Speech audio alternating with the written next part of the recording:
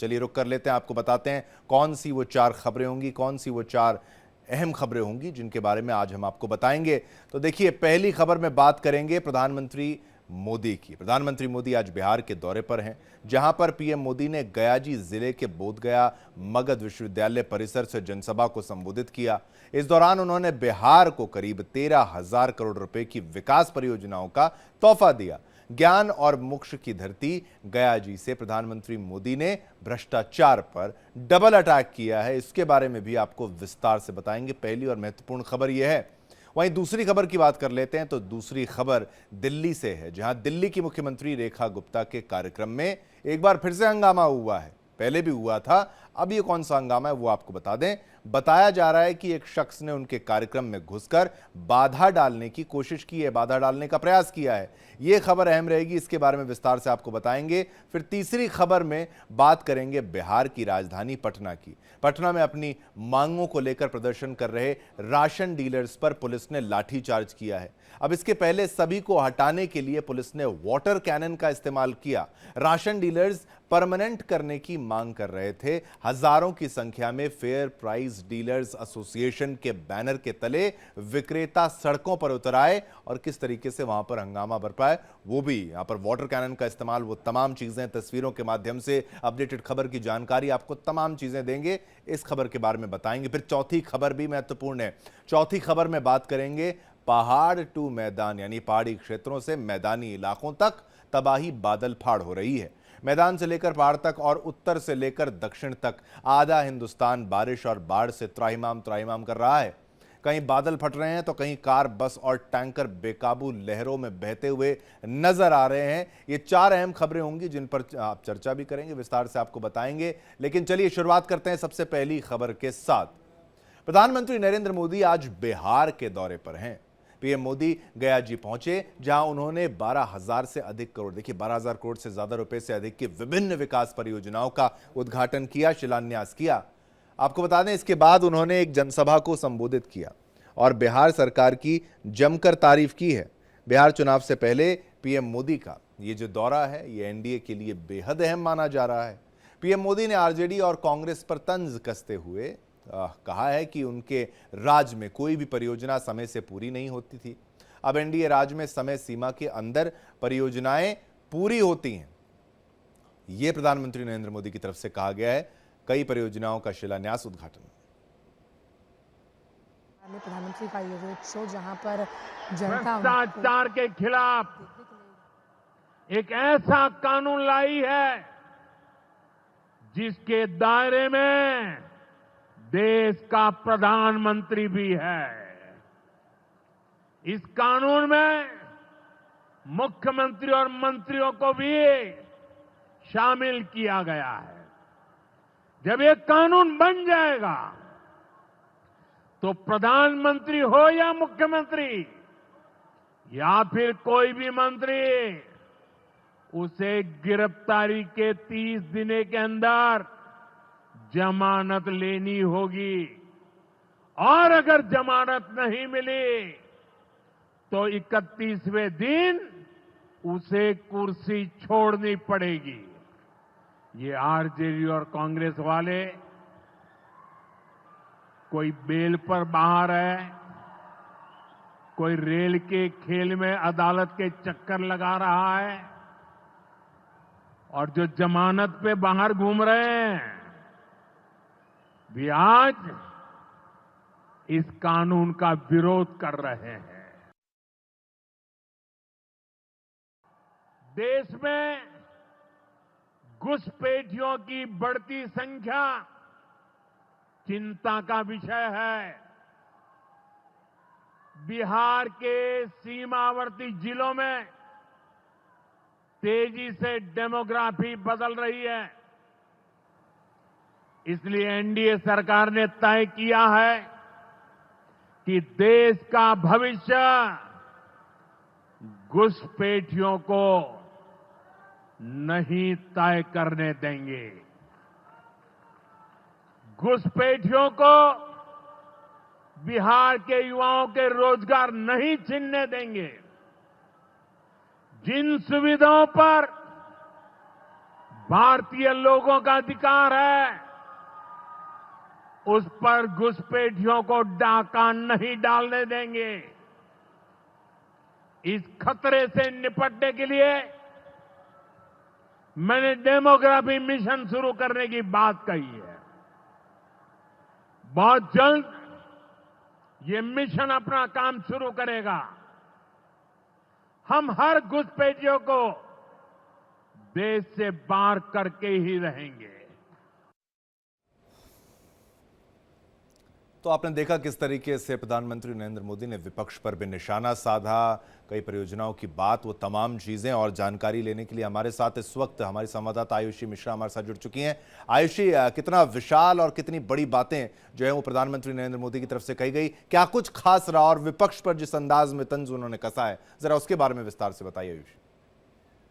जी बिल्कुल शिवम, प्रधानमंत्री का बिहार दौरे पर आना, वो भी गया जी जाना और बुद्ध की धरती से ये संदेश देना कि इस देश में भ्रष्टाचार को जो है जड़ से मिटाना है और पीएम मोदी का यही सपना है। प्रधानमंत्री ने केंद्र द्वारा प्रस्तावित नए कानून को हथियार बनाकर पूरे के पूरे विपक्ष खेमे को लपेटा है। देखिए, विपक्ष में चाहे वो आम आदमी पार्टी हो, कांग्रेस हो, राजद हो, जीएमएम हो, जितनी भी पार्टियां विपक्ष में हैं, उनके किसी न किसी नेता पर कोई ना कोई इस तरह का केस चल रहा है। अब ऐसे में प्रधानमंत्री ने ये भी पूछा जनता के बीच कि क्या कोई जेल में रहकर सरकार चला सकता है, क्योंकि हमने पिछले दिनों देखा था किस तरह से दिल्ली में अरविंद केजरीवाल की जो सरकार है, दिल्ली सरकार जो है वो अरविंद केजरीवाल जेल से कुछ दिनों तक चलाए थे। अब ऐसे में इन तमाम चीजों को लेकर जहां एक तरफ भ्रष्टाचार पर प्रधानमंत्री मोदी ने विपक्ष पर हमला बोला, जोरदार हमला बोला और कई तरह के संदेश जो है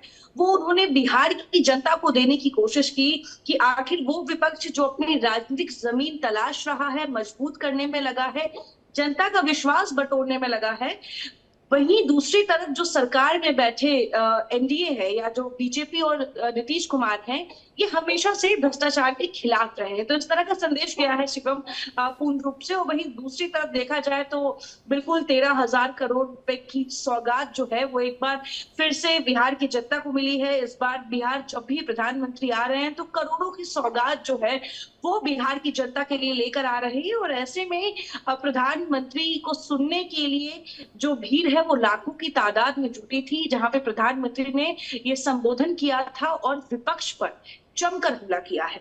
बिल्कुल, लेकिन विपक्ष पर हमला जो है बहुत ज्यादा ही हमला किया एक तरीके से देखा जाए यहाँ पर। यानी भ्रष्टाचार का जो आरोप है एक बार फिर से लगा दिया गया और जो कानून की बात भी उन्होंने कही, जो पीएम सीएम को लेकर वो कानून है कि अगर 30 दिन से ज्यादा का वक्त होता है तो उसमें इसका कोई रिएक्शन अभी क्या विपक्ष की तरफ से आया है या फिर वहां उनकी तरफ से कैसे इसको देखा जा रहा है? क्योंकि लालू प्रसाद यादव वो तमाम नेता हों, वो तो बहुत तंज वो भी कसने के लिए वो जाने जाते हैं। वो तो गया जी आए, इसको लेकर भी उन्होंने एक बयान दे दिया था। आयुषी जी बिल्कुल शिवम, आपने उस बयान का जिक्र किया है तो मैं अपने दर्शकों को बता दूं कि जैसे ही प्रधानमंत्री नरेंद्र मोदी के गया जी आने का पूरा शेड्यूल तैयार हुआ और पता चला कि कल वो गया पहुंच रहे हैं, तो विपक्ष के नेता और राजद के संस्थापक लालू प्रसाद यादव ने ये कहा कि प्रधानमंत्री मोदी गया जा रहे हैं नीतीश कुमार के राजनीतिक करियर का पिंडदान करने के लिए। देखिए, अगर बात कर ले गया की, तो गया जी में बिल्कुल ये हमारे संस्कृति में है कि पिंडदान करने के लिए लोग अपने पूर्वजों का, अपने बड़ों का वहां जाते हैं। और कुछ इस तरह का जो तंज है वो लालू प्रसाद यादव ने कसा, जहां पे नीतीश कुमार के राजनीतिक करियर को किस तरह से मोदी जी ने नुकसान पहुंचाया है वो ये दर्शाने की कोशिश की है। अगर बात कर ले भ्रष्टाचार की, तो बिल्कुल प्रधानमंत्री नरेंद्र मोदी ने जैसे ही भ्रष्टाचार ने तमाम विपक्षी पार्टियों को लपेटा और याद दिलाया कि एक वही जंगल राज है और किस तरह से यहाँ पे नेता जेल में रहते थे, विधायक और रेल के खेल के बारे में भी उन्होंने बताया। बहुत बहुत धन्यवाद आयुषी, जिस तरीके से आपने पूरी जानकारी को हमारे दर्शकों के सामने रखा। आयुषी हमारे साथ थी, उन्होंने विस्तार से समझाया क्या कुछ इसमें खास था। चलिए आगे बढ़ते हैं, अगली खबर भी बहुत महत्वपूर्ण है। आयुषी का धन्यवाद। अगली खबर जो है दिल्ली से है। दिल्ली की सीएम रेखा गुप्ता की सुरक्षा में एक बार फिर से बड़ी चूक हो गई है। उनके कार्यक्रम में एक शख्स ने घुसकर हंगामा कर डाला। सुरक्षा कर्मियों ने किसी तरह से उसे वहां से निकाला भी।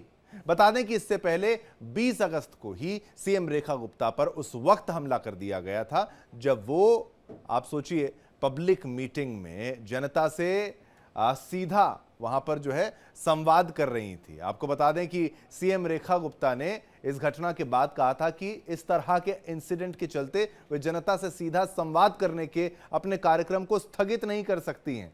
तो आपने जो व्यक्ति को देखिए, यहां पर हम आपको दिखाने का भी प्रयास कर रहे हैं, ये वो व्यक्ति है जिसको जो पीले कुर्ते में आपको ये व्यक्ति नजर आएगा, इसको हिरासत में ले लिया गया, इसको पकड़ लिया गया है और इसके द्वारा जो है वो कहा जा रहा है हंगामा करने का प्रयास इस बार जो है वो किया गया। अब इस घटना के बाद उनकी सुरक्षा भी बढ़ा दी गई थी। पिछली घटना के बाद, उस घटना के बाद अब एक बार फिर से ये रेखा गुप्ता के कार्यक्रम में ये शख्स जो है, इस शख्स ने जो है बखेड़ा खड़ा कर दिया। देख किस तरीके से इसको पकड़ भी लिया गया है। एक पब्लिक मीटिंग को संबोधित वो कर रही थी और सोचिए उस दौरान एक शख्स ने अचानक से हंगामा शुरू कर दिया। वहां सादी वर्दी में तैनात सुरक्षा बलों के जवान तुरंत हरकत में आए। आप देखिए कैसे ये सादी वर्दी में जो जवान है उनकी तरफ से पकड़ लिया गया। एक बहुत बड़ी संख्या दिल्ली की यमुना के इस पार रहती है और जो मां यमुना के स्वच्छ होने का इंतजार कर रही है।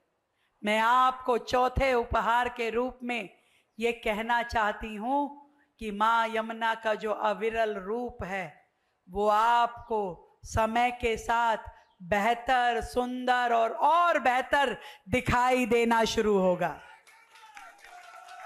पूरे यमुना पार में पानी की लाइन, सीवर की लाइन तरीके से हो। जहां जहां पानी की पाइपलाइन नहीं है वहां पे पानी की पाइपलाइन बिछाई जाए। जहां जहां पार्किंग की दिक्कत है वहां नहीं मल्टीपल पार्किंग बनाई जाए। जहां शौचालय नहीं है वहां शौचालय बनाए जाएंगे। इतना विश्वास दिलाती हूं कि आपकी ये मुख्यमंत्री दीदी ना डरेगी, ना थकेगी, ना हारेगी। जब तक दिल्ली को दिल्ली के अधिकार ना मिल जाए वो आपके साथ संघर्ष करती रहेगी। तो चलिए इसी पर और जानकारी लेने के लिए हम चलते हैं अपने सहयोगी रजनीश के सामने। रजनीश के पास चलते। रजनीश इस खबर पर और जानकारी देंगे। रजनीश जरा विस्तार से हमें यह समझाइए कि पिछली बार जो हुआ था और तब भी सुरक्षा को बढ़ा दिया गया था और एक चूक के रूप में उसको भी देखा जा रहा है, लेकिन इस बार ये फिर से जब हंगामा होता है तो ये बड़ा सवालिया निशान, लेकिन तुरंत पकड़ लिया गया। आप पूरे इंसिडेंट को, आज के इंसिडेंट को जरा विस्तार से समझाइए। देखिए शिवम, आज के इंसिडेंट को सुरक्षा में चूक के तराजू में नहीं तोला जा सकता, क्योंकि ये जो शख्स है, मैं पूरे इंसिडेंट की बात बता दूं कि आज दोपहर को गांधीनगर में दिल्ली की जो सीएम रेखा गुप्ता थी उनकी एक जो है वो सभा थी, जनसभा थी, जहां पर लोकल जो बीजेपी के नेता थे और जो लोकल एमएलए थे, जो गांधीनगर से एमएलए हैं अरविंदर सिंह लवली, वो वहां पर मौजूद थे, जो पहले कांग्रेस में थे और बीजेपी में शामिल हुए थे, जिसके बाद उन्हें बीजेपी से टिकट दी गई थी और वो जीते भी थे। जिसके बाद आज जब ये जनसभा हो रही थी तो जब मुख्यमंत्री जो है जनसभा में पहुंची तो वहीं पे उसी गांधीनगर जो थाना क्षेत्र है वहां पे एक जगह पड़ती है कांति नगर, वहीं कांति नगर का रहने वाला एक शख्स है जिसका नाम प्रवीण शर्मा है, उम्र 60 साल और जो केबल टीवी का बिजनेस करता है। ये शख्स वहां पर पहुंचा, लेकिन ये जहां पे सीएम रेखा गुप्ता बैठी हुई थी वहां से तकरीबन 100 से 150 मीटर की दूरी पे था, जहां बैरिकेटिंग कर रखी थी। बैरिकेटिंग के इस पार ये शख्स था, यहीं से इसने जो है काले झंडे और अरविंदर सिंह लवली के खिलाफ जो है नारेबाजी शुरू कर दी। हालांकि जो समय रहते ही इस शख्स को पकड़ लिया गया, जिस तरीके से विजुअल में साफ तौर पर देखा जा सकता है। वहीं जब पूछताछ हुई तो इसने साफ तौर पर कहा कि अरविंदर सिंह लवली से ये नाराज था और पिछले 40 सालों से ये इलाके में लोकल जो है वो बीजेपी का कार्यकर्ता है, बीजेपी के लिए काम करता है, लेकिन अरविंदर सिंह लवली को लेकर ये काफी नाराज था, जिसके चलते जैसा कि इसने बताया कि कई बार इसने कई जो आला नेता है वहां तक अपनी बात पहुंचाना चाहिए, लेकिन ये पहुंचा नहीं पाया। जिसके बाद इसने ये जो प्लेटफॉर्म चुना, जब सीएम वहां पर पहुंची थी तब इसने काले झंडे और अरविंदर सिंह लवली के खिलाफ नारेबाजी की, ताकि इसकी आवाज सीएम रेखा गुप्ता तक पहुंचे। और यही कारण था कि जब इसने इस तरीके की जो हरकत की, उसके बाद वहां पर सादी वर्दी में मौजूद स्पेशल ब्रांच के जो लोग थे, स्पेशल ब्रांच के जो कर्मचारी थे, कांस्टेबल, हेड कांस्टेबल, एएसआई, उन्होंने तुरंत इसको पकड़ लिया। हालांकि सुरक्षा में इसलिए नहीं कहा जा सकता क्योंकि 100 से 100 मीटर। हाँ, नहीं, सुरक्षा में चूक तो नहीं, पिछली बार चूक थी, इस बार चूक नहीं, लेकिन क्या और भी कोई व्यक्ति था जो उस पूरे इलाके में था जो वो भी हंगामे का कारण हो सकता था? तस्वीरों में और भी तस्वीरें सामने आ रही हैं, और भी व्यक्ति की तस्वीर सामने आ रही है। क्या ये एक इकलौता शख्स था या और भी वहां पर लोग थे? देखिए शिवम, अभी तक की अगर मैं ऑफिशियल जो जानकारी की बात करूं तो जो जिले के डीसीपी हैं उनके मुताबिक अकेला प्रवीण शर्मा ही वहां पर मौजूद था, जो न सिर्फ काले झंडे दिखा रहा था बल्कि अरविंदर सिंह के लवली के खिलाफ नारेबाजी भी कर रहा था।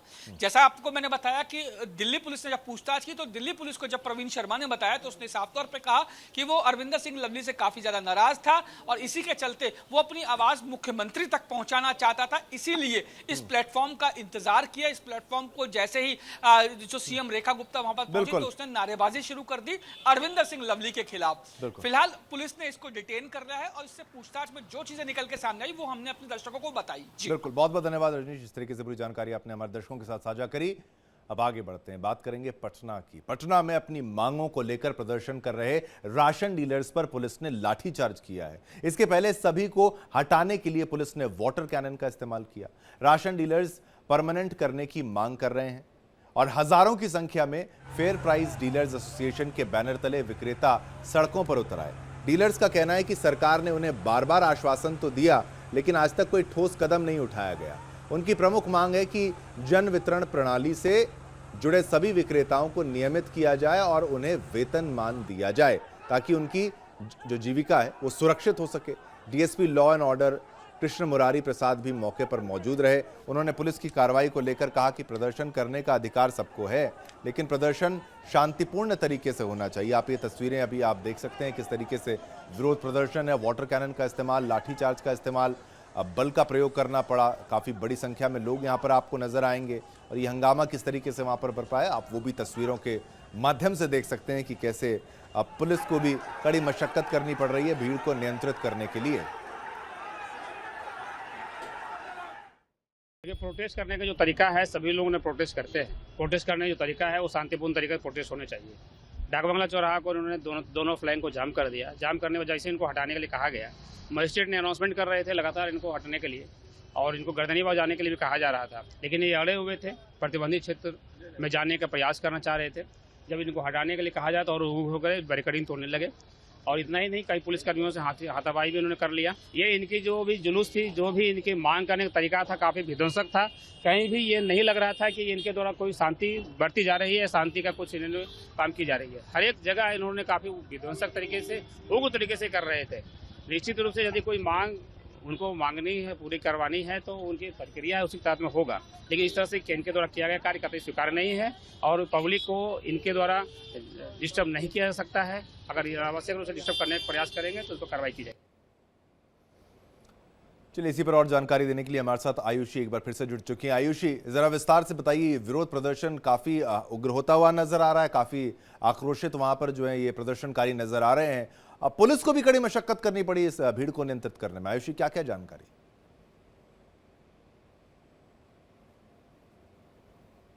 थोड़ा सा आपका ऑडियो, हाँ अब बोलिए, हाँ अब बोलिए।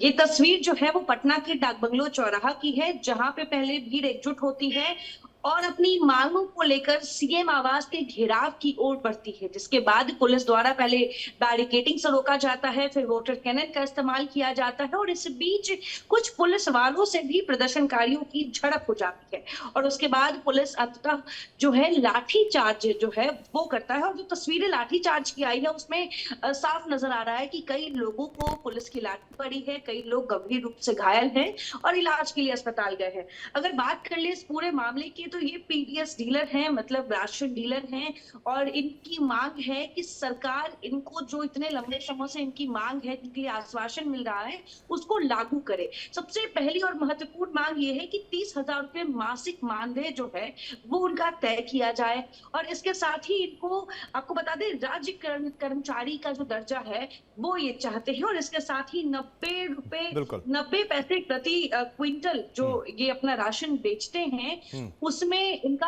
8 महीने से वो जो पैसा है वो सरकार की तरफ से बकाया है। ठीक है, मतलब कई मांगे आयुषी यहाँ पर समझ में आ रहा है, उनकी तरफ से कई मांगे ऐसी हैं, अब इस पर चर्चा का विषय। लेकिन विरोध जिस तरीके से पुलिस ने कहा, इस तरीके से विरोध नहीं होता, वो थोड़ा सा उग्र था, जो इलाके में नहीं करना था वहां पर भी प्रदर्शन किया गया। लेकिन बहुत बहुत धन्यवाद आयुषी, जिस तरीके से पूरी जानकारी आपने हमारे साथ दर्शकों के साथ साझा करी है। चलिए, ब्रेक के बाद एक बार फिर से आपका स्वागत है। रुक करते हैं अगली खबर का। देखिए, देश में बारिश और बाढ़ से देश के कई राज्यों में हाल बेहाल हैं।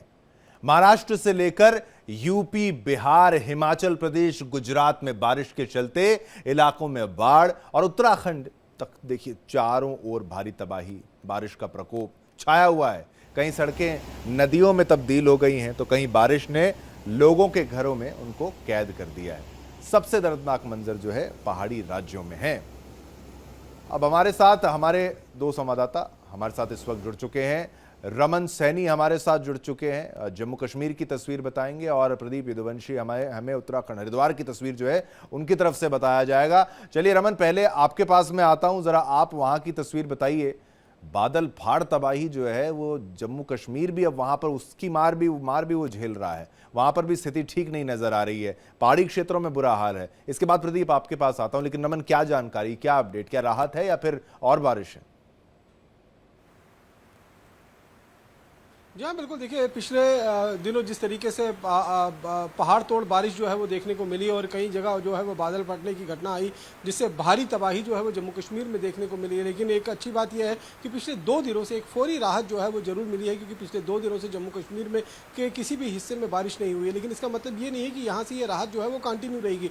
अभी जो है वो मानसून का सीजन बाकी है और मौसम विभाग ने ये पहले ही बता दिया है कि कल यानी कि शनिवार से एक बार फिर मौसम बिगड़ेगा और झमाझम बारिश का दौर जो है वो पूरे उत्तर भारत में यानी कि जम्मू कश्मीर, पंजाब, हिमाचल, उत्तराखंड, इन सभी जगहों पर एक बार फिर बारिश जो है वो देखने को मिलेगी। हालांकि फिलहाल जो बचाव कार्य जो है वो जिस तरीके से किश्तवाड़ में चल रहा है, अब तक 67 लोगों का शव जो है वो बरामद किए गए हैं और अभी करीबन 30 से ज्यादा ऐसे लोग हैं जो मिसिंग हैं, जिनकी तलाश लगातार की जा रही है। लेकिन मैदानी इलाकों में हालात जो है वो अभी भी बद से बदतर बने हुए हैं, चाहे मुंबई की बात करें, चाहे गुजरात की बात करें, राजस्थान। बिल्कुल, लेकिन पहाड़ी इलाकों में जिस तरीके से ये बारिश की मार पड़ी है ये बेहद खतरनाक है। ठीक है रमन, प्रदीप आप जानकारी दीजिए, क्या हाल है पहाड़ी क्षेत्रों का और साथ में लगे हुए मैदानी क्षेत्रों का? जी बिल्कुल, मैं आपको बता दूं, उत्तराखंड में लगातार बारिश है। मौसम विभाग की तरफ से येलो अलर्ट, रेड अलर्ट जो है वो कई जिलों के लिए, रुद्रप्रयाग, उत्तरकाशी के लिए इस समय जारी किया गया। वहीं आपको बता दूं, यमुना वैली में जो स्याना चट्टी है, इस पर एक त्रिकुम झील का निर्माण हो गया है, जिसके कारण इस समय वहां पर जल भराव हो गया है। एनडीआरएफ, एसडीआरएफ की जो टीमें हैं, मौके पर मौजूद जो भी राहत दल है, इन्होंने रातों रात जो है लोगों को, होटलों को, स्थानीय लोगों को, इनके घरों को खाली करवाया है। फिलहाल जो है मौसम विभाग की तरफ से अलर्ट जारी किया गया है, लगातार बारिश की संभावना है। जो अगर मैदानी क्षेत्र की अगर हम बात करें तो लगातार मैदानी क्षेत्र में उमस की स्थिति बनी हुई है, लेकिन बावजूद इसके उत्तरकाशी में इस समय येलो अलर्ट जो है उसको शासन प्रशासन, मौसम विभाग की तरफ से जारी किया गया है। जी बहुत बहुत धन्यवाद। रमन हमारे साथ थे, प्रदीप हमारे साथ थे, दोनों ने जानकारी दी क्या हाल है बाढ़ बारिश के चलते।